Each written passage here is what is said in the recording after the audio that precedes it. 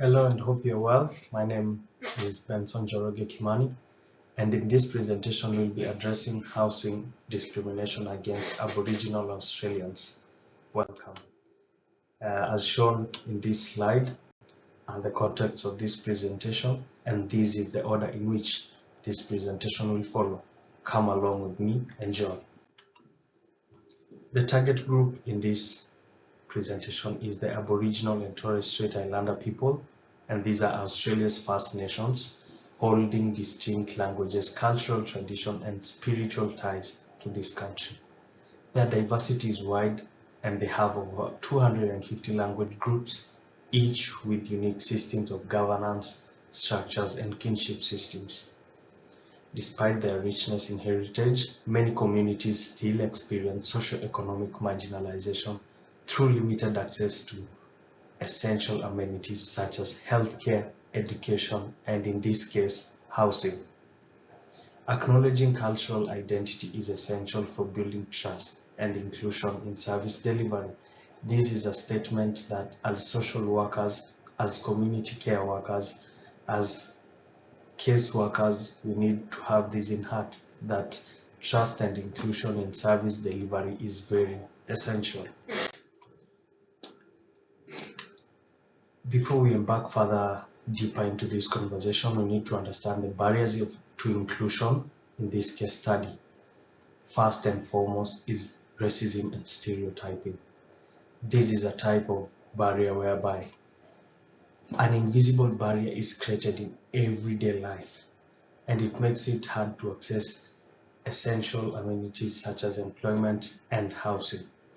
Historical dispossession is also another barrier, and it continues to influence housing access, and this is unfortunately still embedded in rental markets. Another barrier is lack of culturally safe support systems, and this results in misunderstanding of the Aboriginal cultural obligations, and these barriers collectively reinforce social exclusion of these Aboriginals, and as a consequence, intergenerational disadvantage at large.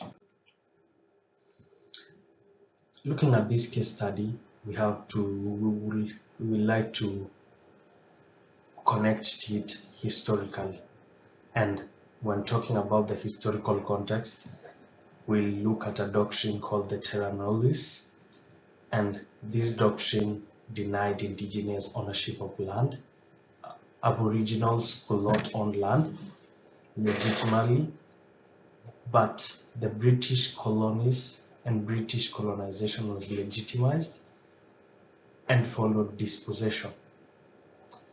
Another historical context is the assimilation policies, which started at the beginning of 1900s and ran through to 1970s. And this policy was cruel, whereby it removed children from their families and aimed to reduce, rather erase. Actually, the aim was to erase the Aboriginal culture. On a brighter note, there was a 1967 referendum which recognized Aboriginal people as citizens. However, the structural inequalities still persisted. Last but not least is the Native Title Act of 1993, which restored land rights but did not as such address all the inequalities and systemic racism in the system of housing and employment at large. Talking about structural oppression, this is whereby we look at how the system oppresses our target group, the Aboriginals. Talking about institutional racism is whereby non-Indigenous Australians are given priority over Indigenous Australians, and Aboriginal tenants face unconscious bias whereby landlords may perceive them as undesirable tenants of their properties. Socioeconomic inequality compounds this with low average incomes, limited housing options, and as a result of all this cycle of exclusion and whatnot, we find now historical injustices manifest as present day disadvantage as a consequence. In our particular case study, the contemporary oppressive issues were as follows. First and foremost, there was direct racial discrimination, as is defined under the Racial Discrimination Act of 1975, and this violated her human rights. The events, in addition, caused emotional trauma and humiliation. Power and privilege. Talking about power and privilege is we want to see the issues, rather the circumstances under which people have it different from others, and that's the privilege part. And power is the options, the luxury you have to options. The options you have gives you power. Yeah. And first and foremost is the white privilege power, rather privilege. And this manifests through easy access to housing, legal support, and financial capital, as is referenced in Cross ETL 2023. The power dynamics between landlord and indigenous tenants. Clearly, landlords hold power over tenants and control who gets access to safe housing. Aboriginal tenants are often disempowered, whereby their credibility is questioned, and recognizing these dynamics helps community workers challenge the status quo and advocate for equity in this market and in this housing crisis in the society. Intersectionality is whereby we will look, in this section is whereby we will look at the resulting outcomes of one small issue that happened to this Aboriginal woman and how all this creates an intersectionality and whole new scenario of problems, one after the other, another after the other. So the woman in the case study faces multiple oppression as an Aboriginal woman and as a mother in a low-income family. So gender and race intersect, and high experience affects her family well-being, increases stress, and reduces housing stability.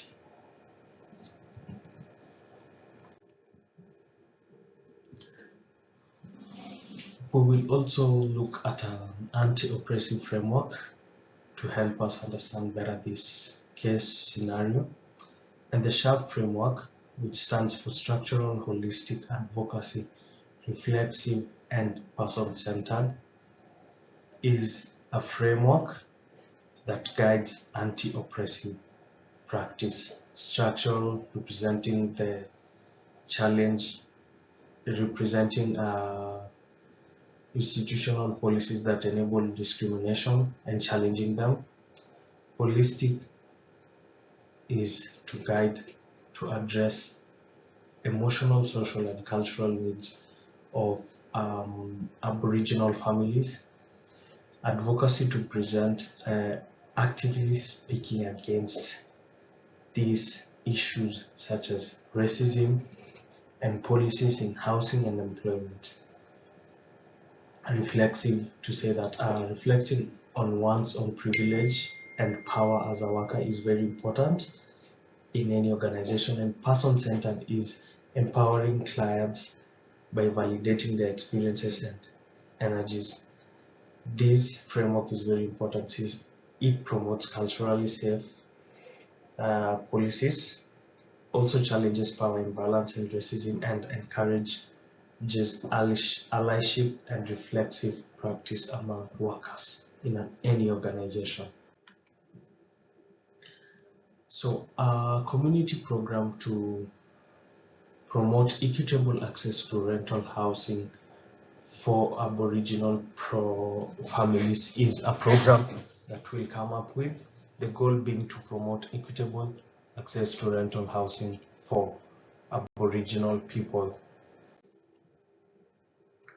The project implementation plan is in 4 phases. One is research, the second is partnership, delivery, and evaluation, and the activities and stakeholders are as shown in the table in my slides. A brochure is also available for Safe Homes for All, which is our project plan, and the brochure is available as shown there, also attached in these slides. In a nutshell, it is important to acknowledge that Aboriginal Australians still face systemic housing discrimination in housing and other aspects such as education and also employment. Addressing these issues requires advocacy, policy changes, and education. Anti-oppressive frameworks like the SHARP framework that we discussed empowers communities and workers to act justly. And in addition, commitment is important for sustainable change to be achieved, and equity.